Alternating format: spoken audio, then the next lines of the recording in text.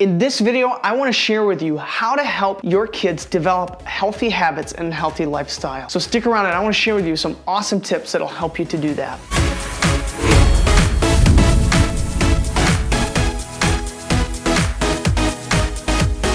Welcome to Dad Bod Fitness. If we are just meeting, my name is David, and if you're a parent or especially a dad looking to stay fit and to build some muscle, you'll find great tips and strategies on this channel for helping you to reach your fitness goals. I want to inspire your change. I want to motivate your transformation and help you to share that adventure with your family. So if you're new to this channel, consider subscribing. Let's jump on into the video. So we had an awesome trip to the Strong Museum, which was absolutely phenomenal, and it just got me really thinking about what we're teaching our kids and how to help them to have a healthy relationship with food, understand the importance of exercise, understand the importance of just physical activity in general, and really ultimately making a healthy lifestyle just a part of who they are. So full day plan today. We're going to the Strong Museum of Play. We're already behind, but we had the film shoot last night for Bombsquad RPG. Check out the link in the description for the channel. Every night that we do that, we do it on Friday nights now, so I was up till 2 o'clock last night. My wonderful wife let me sleep in, but now we gotta get out and get to the museum because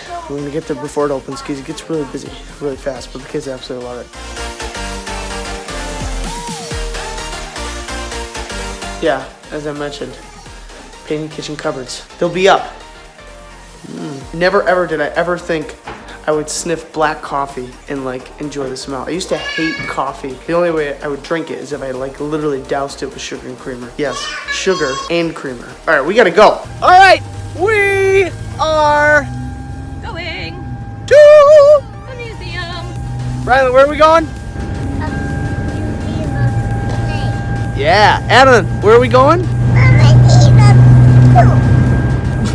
Museum of Play, Goofy. We've got lunch packs, some delicious snacks. Watch out, there's cars. Yeah, I see. My wife doesn't know how I would get around without her in the car. And when you're driving and trying to film, I'm not doing this. gosh. So as I was thinking about this, first and foremost, what does your normal life look like in how you incorporate fitness talk? Because here, my wife and I, we work out 4, 5, sometimes 6 days a week, usually just 4 or 5 days a week, and we eat healthy. We try to feed our kids healthy. We're thinking about our weights. We weigh ourselves. We're making sure that we're not gaining or losing in unhealthy ways. So how do we incorporate our fitness talk in the household? It's not only are we talking about it enough, but are we talking about it too much? And are we talking about it too much around them? Are we indicating to each other, oh, I'm just getting too fat, I've got too much around here or around there. Man, I'm just eating way too much, or oh, I really shouldn't eat that, that's just too many calories, or oh gosh, I feel fat now that I ate that. Point being, just to be aware and conscious of the words that you're using talking to your kids about food and about exercise. Think about how you and your spouse approach food and approach exercise in general around your kids, even when you're not around your kids, because that's gonna help you to be in the habit of then talking in a healthy way around them. So it can be really subtle, you might not even know you're doing it, but it can be incredibly harmful to your kids. So analyze the way that you approach fitness.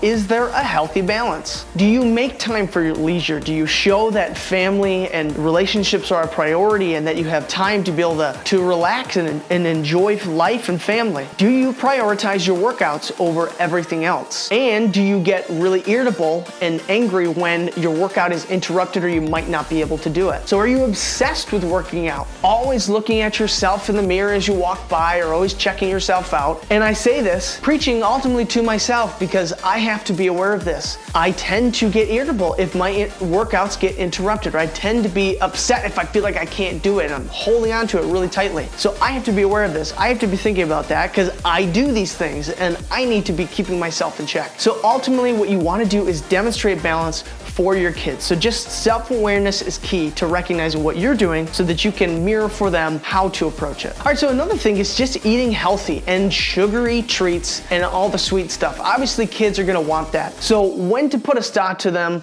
how much to allow them to have, do you allow them to have any at all? I know a lot of parents that go really strict and don't let any sweets enter the house. Just be wise, you know when it's too much. In my perspective, I think it's healthy to allow them to have them and sometimes to allow allow them to have more than one. Help them to know that it's not the end of the world if they're gonna have something sugary or unhealthy or something that tastes really good. That there's enjoyment and joy that can be found in having those things. And don't make too big of a deal about the unhealthy snacks. If you're really rigid about it and trying to guard every aspect of it, it's gonna potentially cause them to have an unhealthy attachment to it, because when they can get it, then they'll latch onto it. Choosing the protein shake over ice cream. Adela, which tastes better? That tastes better, or do you like them both? So my wife and I just try to make things available in moderation, available in the right amounts. And when they have eaten their good, healthy foods, then we can allow them to have something that might be unhealthy, or that might just really just be eating because it tastes good. So one of the other things you can do is find healthier versions of snacks that they really enjoy. How's that apple? It's the best part. Do you like apples? Tell me, what's your favorite fruit? Bananas. Do you like he likes bananas the best. Bananas, what after bananas? Apple. Apples. And then what? And oranges. What's your favorite green thing to eat? Broccoli.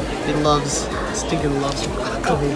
There's a lot of healthier options. We found these natural fruit juice popsicles that are actually pretty low calorie, really essentially fruit juice, all natural, and the kids love them. They'll pick them anytime over ice cream, which to me is unbelievable. Another point is how to make a healthy lifestyle fun, because for kids, you gotta have some sort of enjoyment in there. So for exercise, don't call exercise exercise. Make a goal out of what you're doing, or even better, make a game out of it. Just make physical movement a part of your lifestyle. Get your kids outside as much as possible. And if you're stuck inside because of weather or location or whatever the case might be, find stuff that you can do inside. Actually throw a link up, so check up and hit that link. It'll take you over to one of my videos about how to actually get a workout in with your kids and to make it fun. So make an event out of it too. My kids love going for walks or for bike rides. I'll link up another video where I actually took my kids on my creative cardio, which was an awesome time to be able to play outside, and I got to take them for a bike ride. So hit that link if you want to see some creative ideas of cardio that you can do with your kids. So even better, when you make an event out of exercise, is add a destination. Make it someplace that they want to go, or even just make it an adventure. My son, if he knows that we're headed somewhere or going on an adventure,